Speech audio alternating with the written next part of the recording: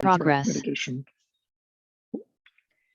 Good morning, good afternoon, and good evening. My name is Chantel Dirksen, your Remote Participation Manager, and welcome to the DNS Security Threat Mitigation Program webinar on the 22nd of July, 2021. Please note that this session is being recorded and follows the Icann expected standards of behavior. Questions will be taken at the end of today's presentation and will only be read aloud if submitted within the Q&A pod. I will read them aloud during the time set by the moderator of the session. All participants in the session may make comments in the chat. Please use the drop-down menu in the chat pod and select Respond to all panelists and attendees. This will allow everyone to view your comment. Participants who have internet connectivity issues or wish to listen to a language other than English must dial into the session by using the Icann Adigo International dial-in number list, which I will post the link to in the chat shortly. With that, I will hand the floor over to Russ Weinstein to begin. Russ, please go ahead. Thank you, Chantel, and thanks everyone for joining us today. I'm excited to be here and talking to you all about Icann's DNS Security Threat Mitigation Program, introducing it to the community and taking you through a short tour of some of the things we're doing to help the internet in this important topic. As Chantel mentioned, my name is Russ Weinstein. I'm a vice president in the Global Domains Strategy team. I'm responsible for our accounts and services. I'm also the program manager for this program. I'm joined today by several of my colleagues from across Icann. We have Chris Baer, Director of Strategic Initiatives. We have Samana Tajali-Zada Hub, the Lead Security, Stability, and Resiliency Specialist. We have Jamie Hedlund, our Senior Vice President for Contractual Compliance and Consumer Safeguards. Jan Agrinick, Senior Manager, Contractual Compliance, Risk, and Audit. Roger Lim, Director, Contractual Compliance. And Patrick Jones, Senior Director from Global Stakeholder Engagement. Next. For today's call, Chris and I will introduce you to the program. Samana will provide a brief overview of DAAR and DNSTICR, two of the programs run through our Octo team. Jan, Jamie, and Roger will share some of the things we do from a compliance and enforcement perspective.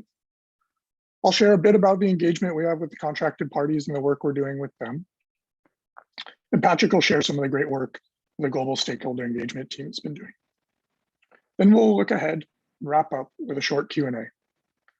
As Chantel said, a reminder to please put questions in the dedicated Q&A pod in Zoom. You can go ahead and put those in throughout the presentation. We may be able to get to some of them in parallel. And just a reminder, this is an introductory webinar. We won't be getting too deep into any of the topics presented here, but based on your feedback, we can assess what topics would benefit from more dedicated sessions. With that, let's get going. So a bit of background about the program. As many of you know, a core part of Icann's mission is to ensure secure, stable, and resilient domain name system as part of a single interoperable internet.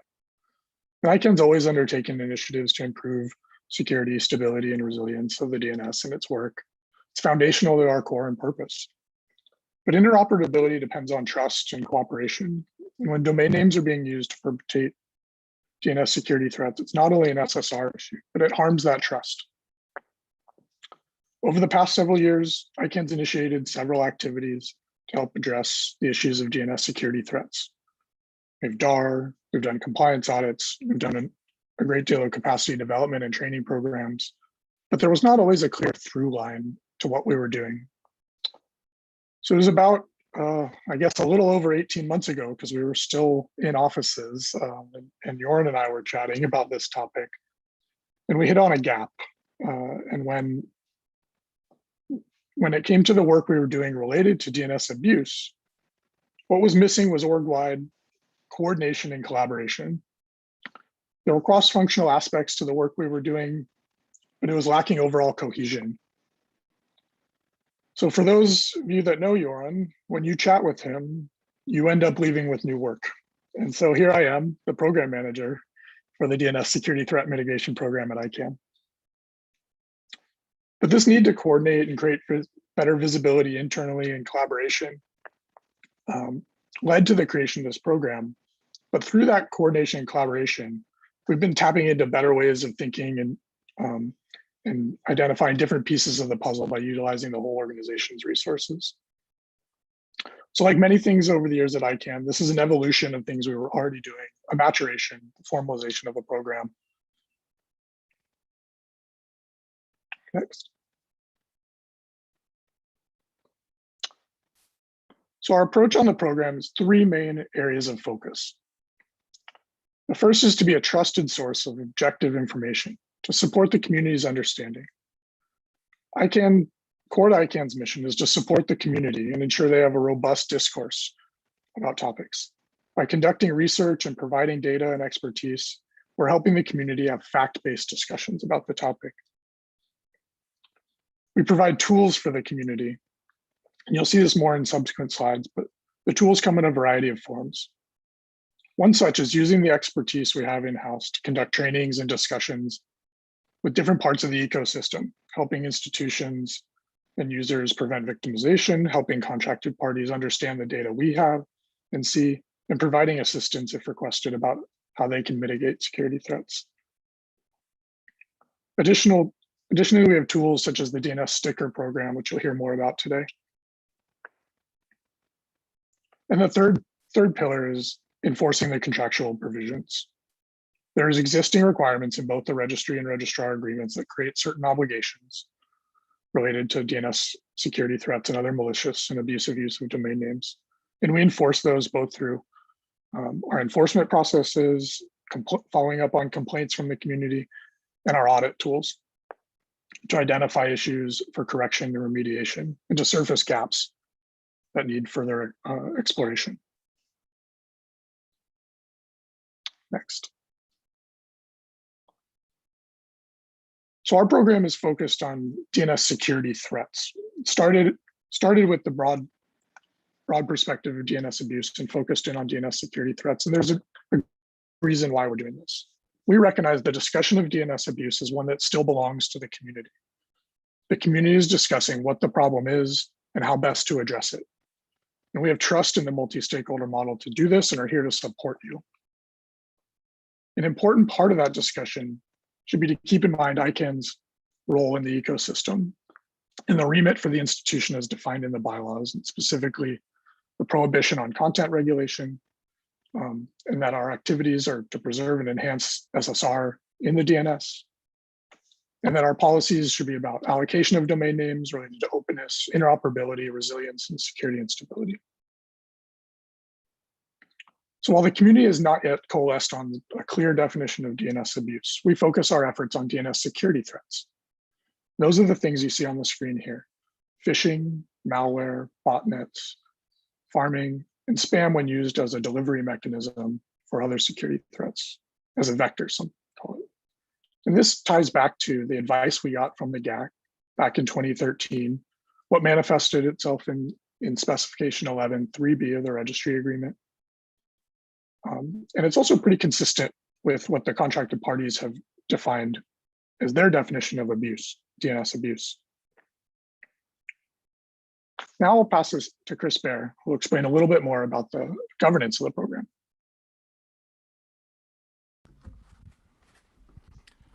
Thank you, Russ. And I want to thank everyone for coming today. I'm really excited to talk about our program. As Russ mentioned, about 18 months ago, the conversations around this program started. It was an evolution of all the work that had been ongoing within Icann and the interest in the community. And last spring, we officially launched the program internally.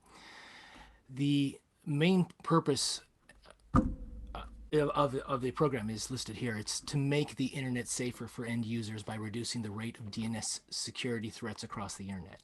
It's an aspirational goal. It's one that we look at when we think about the work that we're doing and how we're aligning on the activities that are going on within the organization. The program itself has 4 objectives that we've listed here. The first is to create a collaborative platform, as Russ mentioned, some way to see all the activities that are going on within Icann, not just the projects like DAAR and DNSTICR, but the ongoing activities as well. To also raise awareness about the DNS security threats, not just with the community and externally, but also internally with Icann staff. So we're all on the same page when we talk about this. And we also are working to gain recognition of Icann as a trustworthy source of fact-based information that can be used for measurement and analysis of what's going on around the DNS security threats. Additionally, the goal is to reduce the rate of DNS security threats. That is one of the objectives as well. So these are all 4 things that are considered whenever we're talking about the activities of the program, whenever we're looking at what's happening. Next slide, please. In this slide, we look a little bit about the structure of how we've put the program together. So the program has a steering committee, and it's made up of cross-functional members across Icann at various levels who provide guidance. They have visibility into all of the activities, the projects, the initiatives, and all the operational activities that occur within the organization. And there's representation in the steering committee for discussion to see what areas can be improved, what areas could be changed, and what things we could add. So that strategy, that guidance is what the steering committee is designed to do. And over the course of time, we've built this structure to allow for us to have those discussions. Now, one thing to note is the actual operation, the running of these projects, initiatives, and operational activities still reside in the departments they existed in before. But this layer at the top allows for that alignment across all of these so that we can work towards achieving the objectives and the goal that we mentioned in the prior slide. So with that, I'd like to hand it off to Samana to start talking about some of those projects.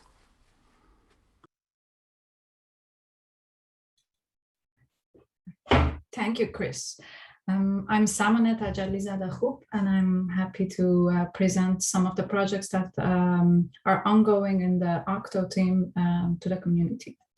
So the first project is that you may all be familiar with is the Domain Abuse Activity Reporting Tool, DAAR.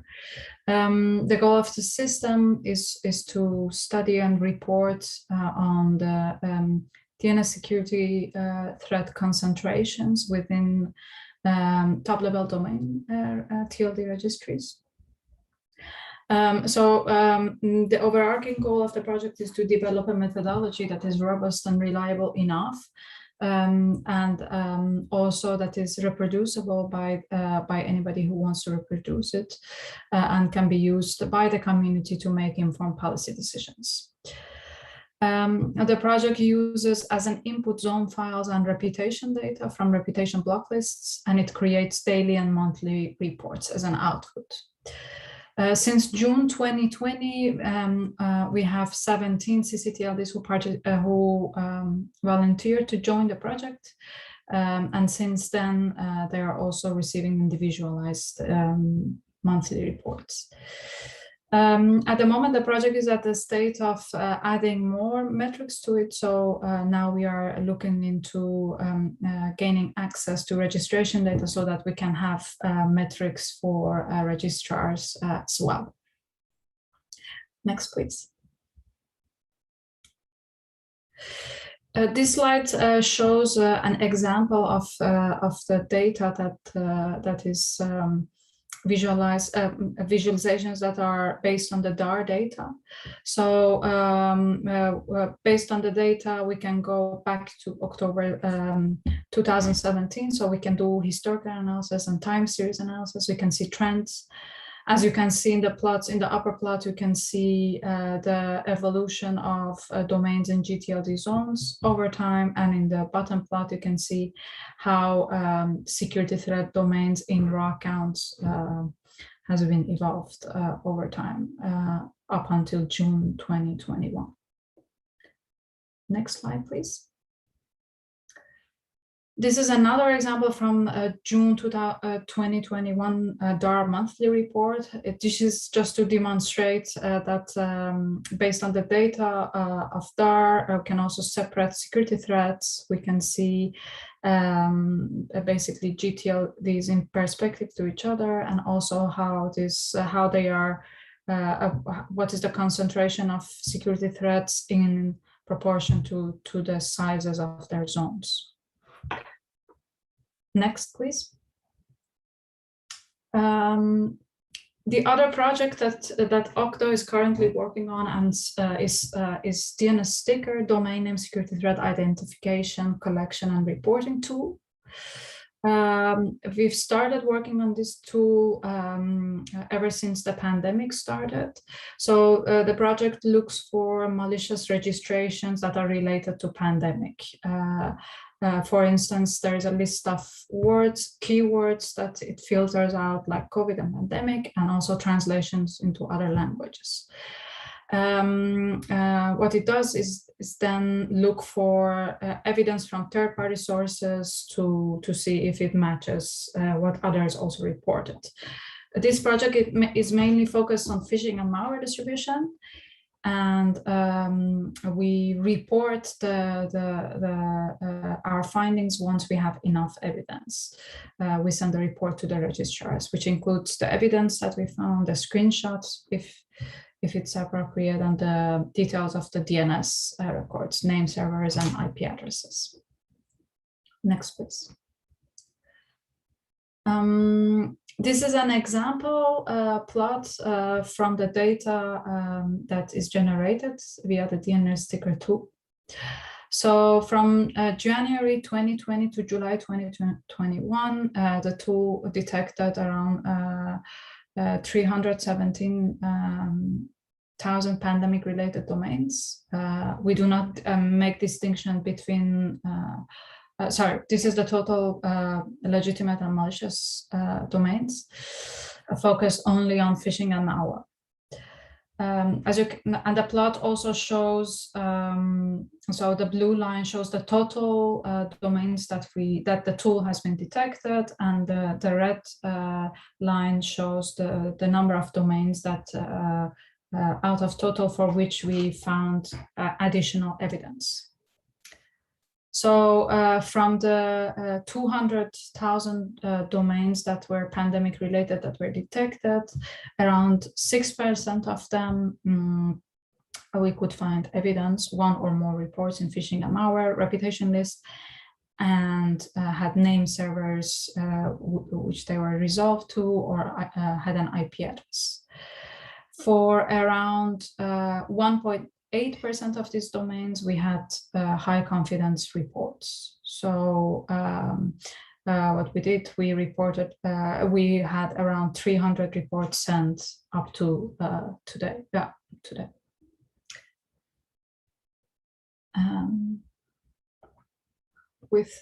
That was it from the Octo tool. With that, I would like to hand in to Jan.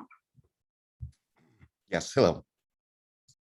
My name is Jan Agranik, and I'm overseeing all audit-related activities within Icann Compliance.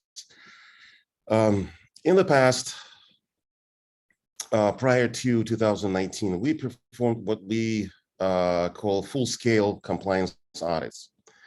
In the area of DNS security threats, we mainly looked at registrars and registries' formal compliance with obligations directly related to publishing abuse reporting contacts and descriptions of policies and procedures around handling of such reports.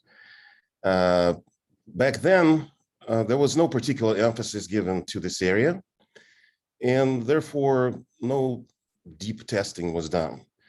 For registries, we also looked at security threat reports in the full-scale audits. But all we did essentially was to verify that they periodically perform some type of analysis as required by Spec 11.3b. Again, these obligations, I'm talking about the abuse-related obligations, were just a part of large full-scale audits along with many other obligations. At the end of 2018, we started our first full-scale, targeted audit aimed specifically at registry operators' compliance with registry agreement obligations related to handling of DNS security threats. Somewhat deep testing was performed as much as we were able to do within what's allowed and written in registry agreement. We did ask for information and documentation that many registries considered to be out of scope of the registry agreement. So some of them did not respond at all. And though we're still asking these questions because it would provide everybody a insight into the area of this growing interest, which is DNS abuse we're talking about. A report was published in 2019 for this audit. Somewhat similar audit, but in the registrar population was started in February of this year. It was aimed at reviewing registrar compliance with RIA obligations related to DNS security threats reporting and handling. We'd like to thank registrars who happen to be part of this audit for cooperation. A report is currently being finalized and will be published soon. Next slide, please.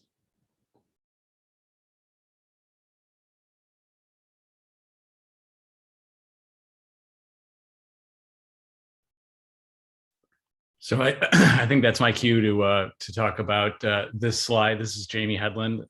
It's great to be here with everyone. This is a slide that's similar to one that we've presented at many previous Icann meetings, and it shows complaint metrics related to abuse complaints.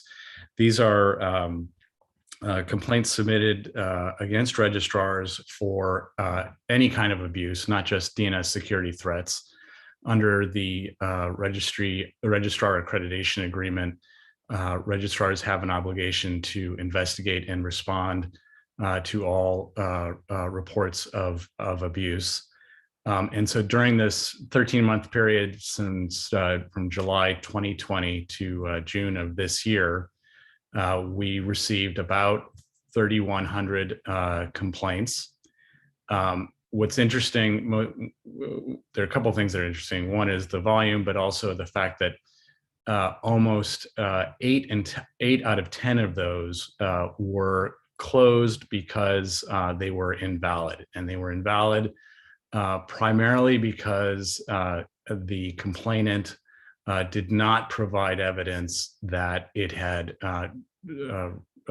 contacted the registrar first before coming to compliance to try to have give the registrar an opportunity to resolve the complaint. Many others were also closed because they were against country code top-level domain operators, which are outside of the scope of the RAA. And others because they asked us to take direct action against a website whose content the complainant believed was infringing. So, and that's also outside of our scope. Of the valid complaints, these are the ones where we did in fact investigate and passed on the complaint to the relevant registrar. About 76% of them resulted in the registrar actually suspending the name. So what we have found is that with valid complaints, the registrars do in fact comply with their obligations under the RAA. And very few of them go to a third notice, and none actually over the past period went to a formal breach notification. What's not shown here is the volume of complaints that are alleging DNS security threat are present in a domain name. During the same period, about half of the complaints of the 3,100 there were about DNS security threats, and about half of those were invalid, so slightly better, but still a high ratio of invalid complaints. And that's a concern because for a couple of reasons. One, but the main one being that it means that the compliance team spends an inordinate amount of time dealing with complaints that are not properly formed, and that takes away from our ability to address legitimate complaints that may or may not, pose a threat to security and stability. So for information about how to submit a valid complaint, I now turn it over to Roger Lim. Thank you, Jamie. I'm Roger Lim from the Contractual Compliance team. So as Jamie mentioned, there are a large number of complaints that are invalid. So we wanted to take this opportunity to highlight some key points regarding filing abuse complaints with Icann, and hopefully increase the number of valid complaints that we work on. So the first thing you should do before filing a complaint is actually to look up the abusive domain name on lookup.icann.org, where you will see a listing for the registrar name and the registrar's abuse contact email address. So please take note of this information. Next, please send an abuse report to the registrar at the registrar abuse contact email address, along with any evidence of the abusive activity associated with the domain name. Now, please wait a reasonable time for the registrar to investigate and respond to your abuse report. Next, if you do not receive a response after a reasonable time, please file an abuse complaint with Icann at the link below. All right. Once you click on this link, you will be asked to fill up a complaint form that has a few pages. The key items that you should include in the complaint form are, firstly, the abusive domain name itself. You will be asked to attach a copy of the abuse report that you sent to the registrar, and also any evidence of the abuse that you're complaining about. You will also be asked to provide details of the issue in the form, along with your email address, so that Icann is able to contact you. Once you have completed the complaint submission, you will receive an email from compliance-cases@icann.org, providing you with a case number. So please reference this case number in any communications with Icann, and the Icann Contractual Compliance staff will review your complaint and get back to you. If everything is in order, Icann will confirm your complaint and work with the registrar regarding your complaint.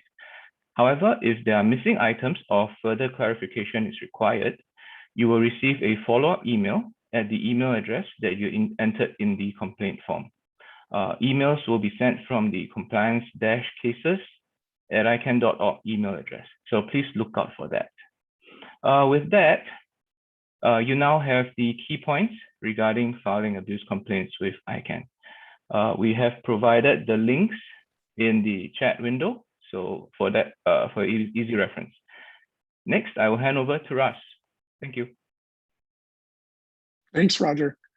So as I mentioned, I reside in the global domains and strategy team, and what me and my team spend a lot of their time focusing on is working with the contracted parties and learning and understanding about the ecosystem that the contracted parties participate in. But until we organized this program, me and my team were not spending much time thinking about or learning about DNS security threats and how we can support the contracted parties' efforts to mitigate those threats. And now that's changed quite a bit over the last year or so.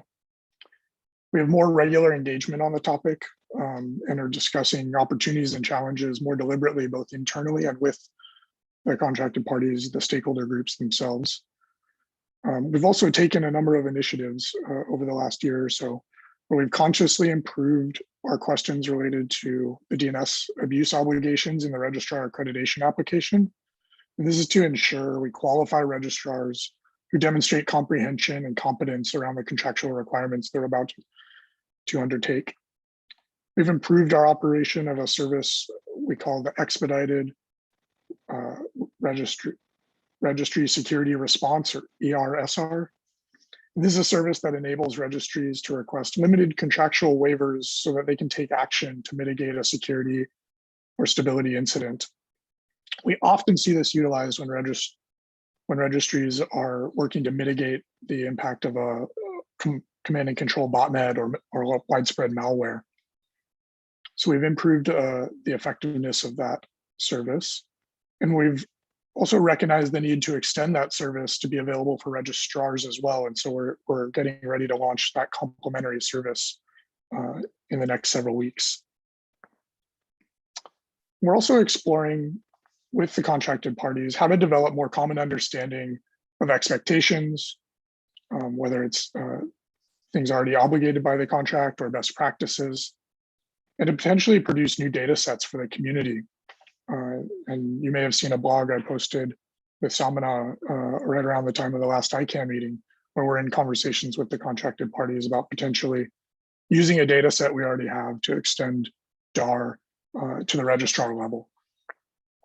So there's a number of things we're doing more directly with the contracted parties in our efforts to support them.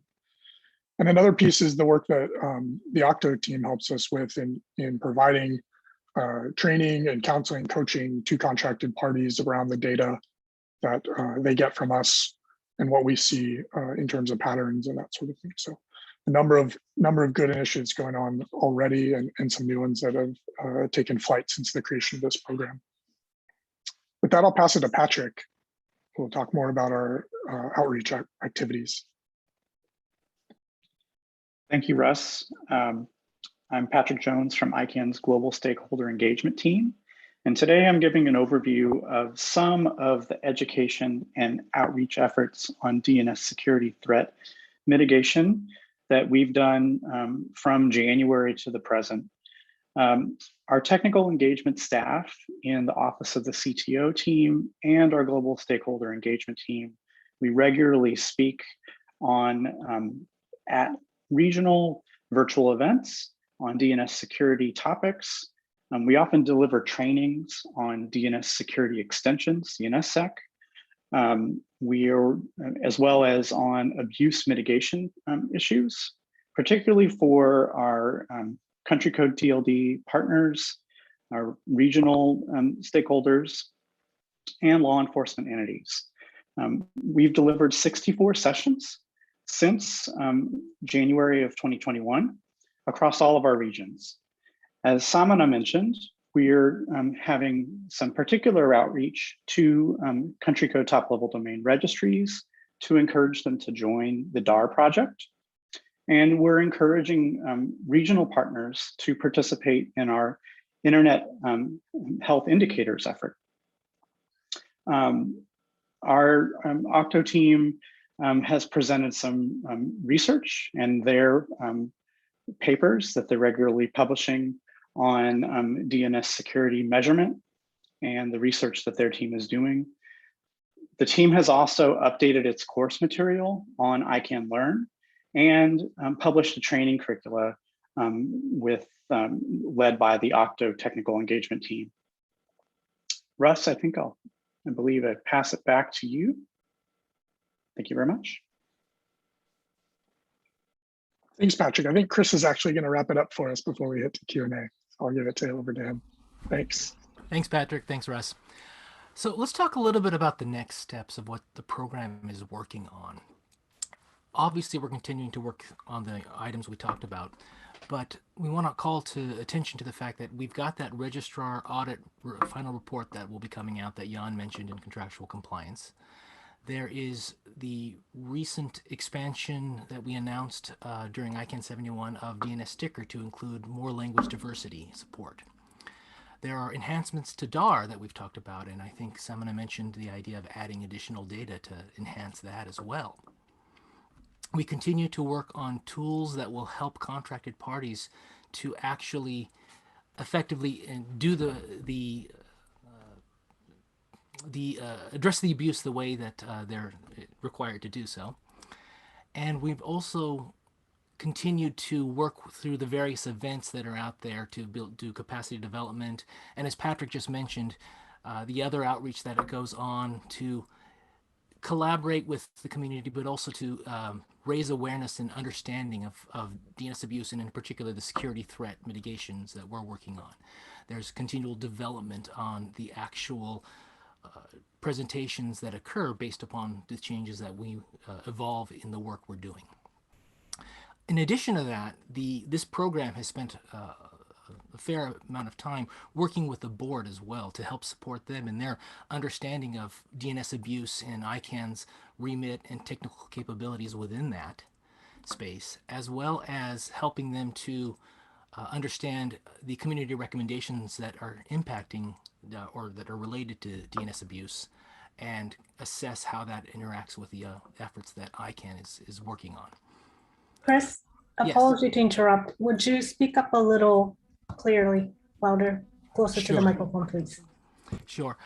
So with that, we did recently launch a web page, which at this point has a lot of the information we talked about today, and you'll see that the page is listed here.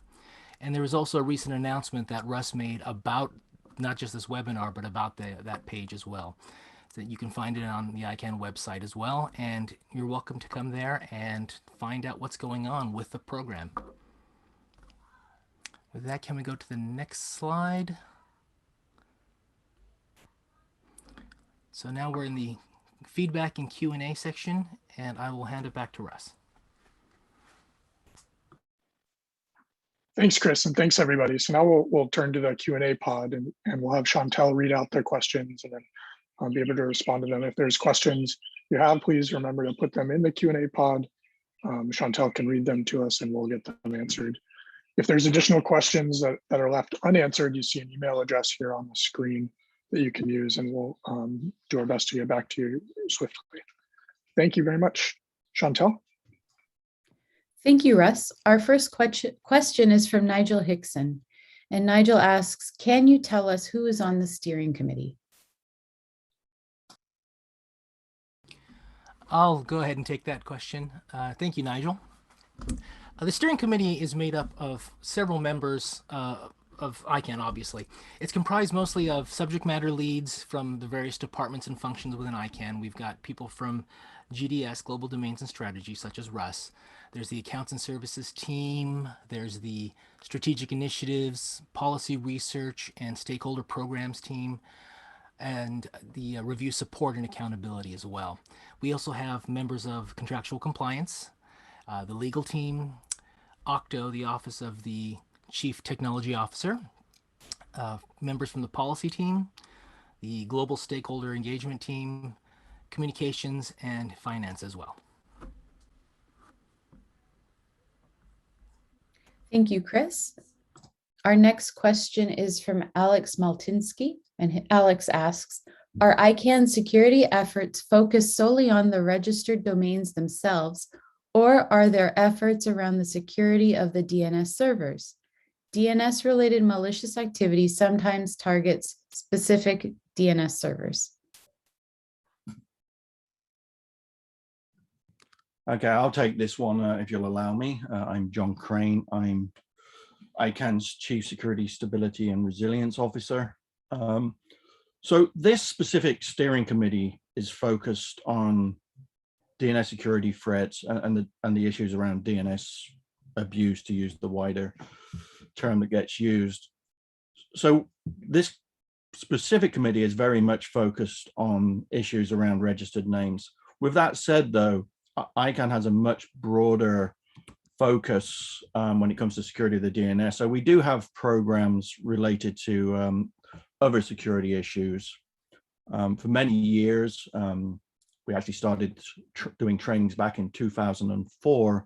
We've worked with registries and registrars around securing infrastructure, DNSSEC, and other security related matters. So Icann itself is much broader.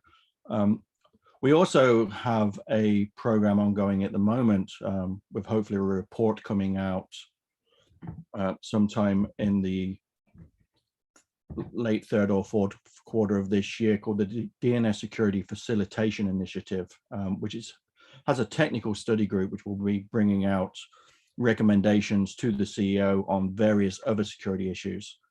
So while this particular security committee, steering committee, focuses very much on the issues around names, Icann itself has a much broader set of programs and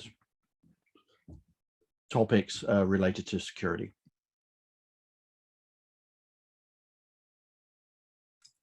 Thank you, John. Our next question is from Andy Budamansa. Why in filing an abuse complaint with Icann is not involved the registrar or does not involve the registry, but only directly from the registrar to Icann? Hi, this is Roger. If you have an abuse complaint, you can actually file it with the registry as well at their published abuse contact. The registries usually take actions on their own, or they may actually send it to the registrar for investigation as well. On the contractual compliance complaints, most of the abuse complaints we receive relate to section 3.18 of the registrar accreditation agreement, which requires registrars to investigate and respond to abuse reports. And therefore, a compliance team will ensure that registrars comply with this obligation. Hopefully that answers your question. Thank you, Roger. Our next question is from Susan Payne. Could Jan expand on the RR audit, please? Specifically, it is not an audit of all RRs. Yes, I just posted a link in reply to your question in the Q&A window. We explained the methodology behind selection of registrars in the announcement that is published. I'm not sure if you can see the link, but again, I just posted it in Q&A. In brief answer is we picked the registrars that had 5 or more domains listed in RBLs as being abusive.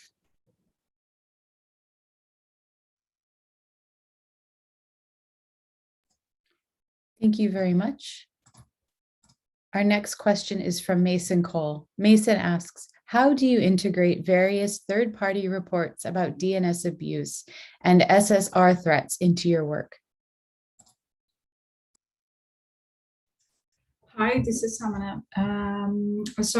Mason, we have the third-party reports, what we call the reputation block list, the RBLs, as an input into the DAAR system. So basically, we have a selection of reputation block lists which we overlap with the domains that are in the GTLD zone files and for CCTLDs in their zone files. And then we check the number of times domains per TLD appear in those or listed in those lists. Thank you, Samana. And I think the question is also about not only the reputation block list. Mason, correct me if I'm wrong here, but I think you're also talking about reports that either individuals or institutions publish along the lines of research reports. And those we certainly are paying attention to and digesting and trying to interpret, is there an opportunity here? Is there a risk? Is there something we need to dig into? So we talk about those at our steering committee meetings quite regularly and identify if there's more follow-up research that needs to be done, if we need to better understand what the authors were seeing and follow up with them. And then think about, is there something there for Icann to be doing differently? So thanks very much, good question. Our next question is from Catherine Condello. Assuming a valid complaint, what is the average time to resolve the issue? Hi, this is Roger again. So our compliance process can take up to 15 business days. However, there are different complexities in different complaint types, so there may be a variation in that depending on the complexity of the complaint itself. So, but the official process is about up to 15 business days. Thanks. Thank you. Our next question is from Rajiv Kumar. Is the list of security threat domain names available for analysis? The list is not available through DAAR. DAAR only creates aggregate numbers per TLD. However, since we are using public reputation block lists and the methodology is replicable, if you follow the methodology, you can access the lists that we use, and therefore the domains that have been reported as security threat.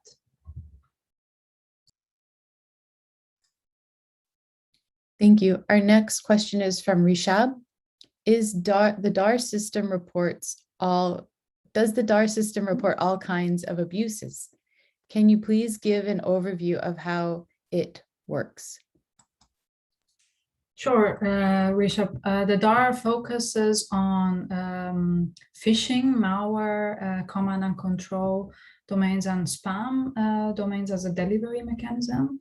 And these are the, as Russ explained early in the presentation, these are the type of security threats that fit within the scope of Icann. There was a second part to the question, which I didn't get to fully read. Well, I'll wait to see if more questions come in this regard. Samana, the second part of the question was if you could give an overview of how it works. This is John. That would take a long time. So I would recommend going to the website that was listed in the slides, where there is a complete methodology document. And I think this will be one of the topics that we come back with a broader presentation on as we do them quite regularly. And if interested, participate in one of those. Thank you, John. Our next question is from Nigel. If a member of the public makes a complaint about a site direct to Icann, is that passed to the relevant registrar or logged as an invalid query? Is that sensible? Hi, this is Roger again. If we do receive a complaint directly to Icann, we will provide information to the complainant that allows them to file an abuse report to the registrar, so that they can actually, registrars can investigate and respond to the abuse report. However, if we are made aware of any serious violations that may actually impact the safety, security, and resiliency of the internet, we will proactively enforce the contracts. Hopefully that helps you. Thank you.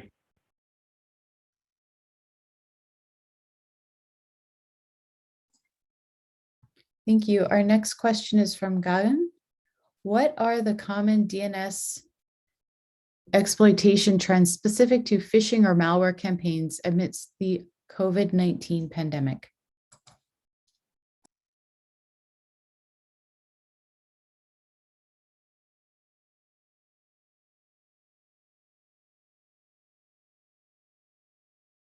Okay, so this gets quite deep into the DNSTICR program. So I would ask for this, Gagan, you can send a question directly to me if you want in writing to john.crane@icann.org, and we will try to answer it.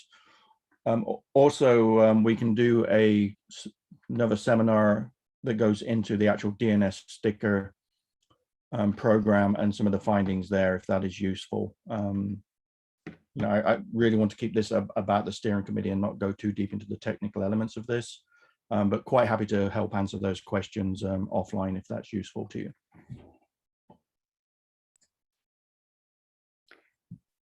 Thank you, John.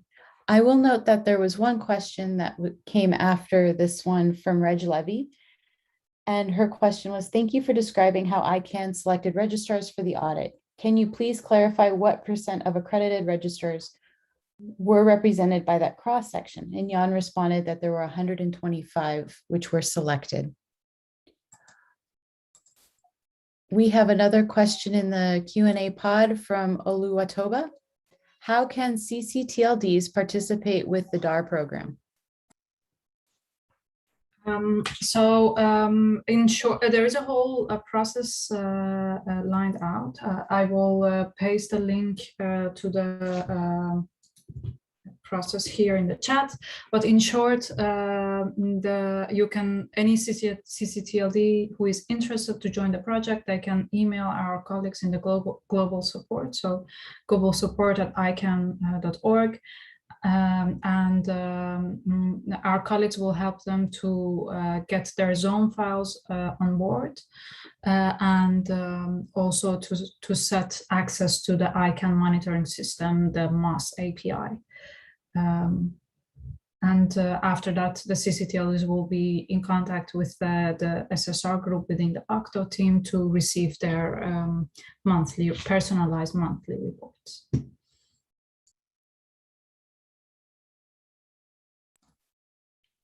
Thank you very much. Russ, I would like to turn the floor back over to you. Great. Well, thanks everybody for joining us today and for participating in the webinar. We got some great questions and some good feedback. And obviously, I think we identified a couple areas where we can provide future seminars to get more into the details of some of the things we presented here. So just a thank you to our panelists and speakers today. A thank you to our attendees, and of course to our interpreters on the phone. Thank you very much for your great work that you're doing. If you have any questions, we have the email address here, or you can contact me directly. With that, I'll give you guys about 5 minutes back. Thank you very much, and stay safe out there.